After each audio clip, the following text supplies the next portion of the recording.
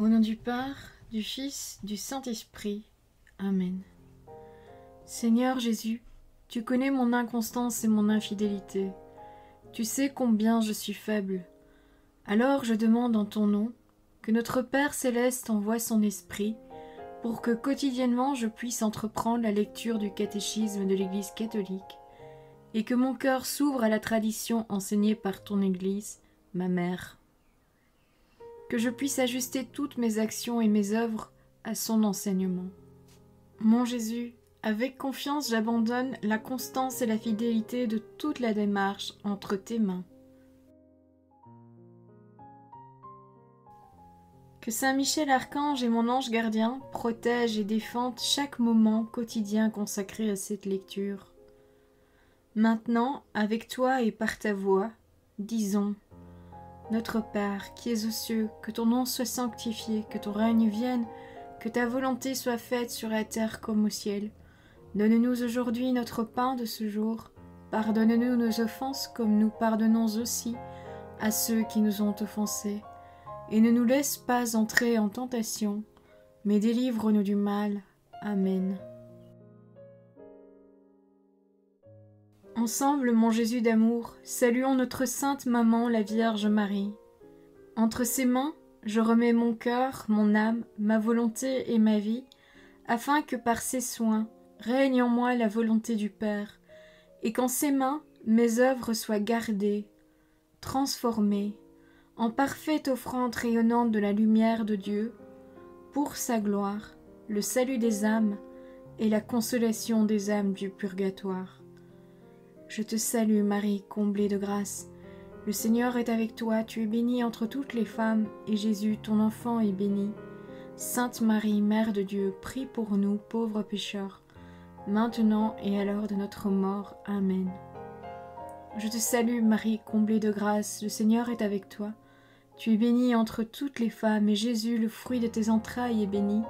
Sainte Marie, Mère de Dieu, prie pour nous, pauvres pécheurs, maintenant et à l'heure de notre mort. Amen. Je te salue Marie, comblée de grâce, le Seigneur est avec toi, tu es bénie entre toutes les femmes, et Jésus, le fruit de tes entrailles, est béni. Sainte Marie, Mère de Dieu, prie pour nous pauvres pécheurs, maintenant et à l'heure de notre mort. Amen. Ô Saint-Esprit, par l'intercession du cœur immaculé de la Sainte Vierge Marie, et par le cœur chaste de Saint Joseph, donne-moi un cœur doux, humble, pur, miséricordieux et charitable. Rends-moi docile à tes célestes inspirations, et prompte à y répondre. Que mon cœur enflammé de ton amour soit en toutes ses œuvres dans la volonté du Père, œuvrant ainsi sous ton joug léger et joyeux. Père céleste, je fais ces demandes par les mérites, les œuvres et les souffrances de Jésus-Christ, ton Fils bien-aimé. En mon nom, au nom des âmes de ma famille, au nom des âmes de mes proches, au nom des âmes qui se sont recommandées à mes prières, au nom des âmes constituant ta Sainte Église, le pape, les cardinaux, les évêques, les prêtres, les religieux et religieuses, les laïcs, au nom des âmes qui ne te connaissent pas, des âmes des païens, des âmes des hérétiques, des âmes des apostats et des âmes froides. En tout temps, dans les siècles des siècles. Amen. Troisième point, sens et portée salvifique de la résurrection. Numéro 651. Si le Christ n'est pas ressuscité, alors notre prédication est vaine aussi notre foi. Voir la première lettre aux Corinthiens, chapitre 15, verset 14. La résurrection constitue avant tout la confirmation de tout ce que le Christ lui-même a fait et enseigné. Toutes les vérités, même les plus inaccessibles à l'esprit humain, trouvent leur justification si en ressuscitant le Christ a donné la preuve définitive qu'il avait promise de son autorité divine. Numéro 652. La résurrection du Christ est accomplissement des promesses de l'Ancien Testament et de Jésus lui-même durant sa vie terrestre. L'expression selon les Écritures indique que la résurrection du Christ accomplit ses prédictions. Numéro 653. La vérité de la divinité de Jésus est confirmée par sa résurrection. Il avait dit « Quand vous aurez élevé le Fils de l'homme, alors vous saurez que je suis. » Voir l'Évangile selon saint Jean, chapitre 8, verset 28. La résurrection du crucifié démontra qu'il était vraiment « Je suis », le Fils de Dieu et Dieu lui-même. Saint Paul a pu déclarer aux Juifs « La promesse faite à notre Père, Dieu l'a accomplie en notre faveur. Il a ressuscité Jésus, ainsi qu'il était écrit au psaume 1er, Tu es mon Fils, moi-même aujourd'hui, je t'ai engendré. » Voir les Actes des Apôtres, chapitre 13, versets 32 et 33. La résurrection du Christ est étroitement liée au mystère de l'incarnation du Fils de Dieu.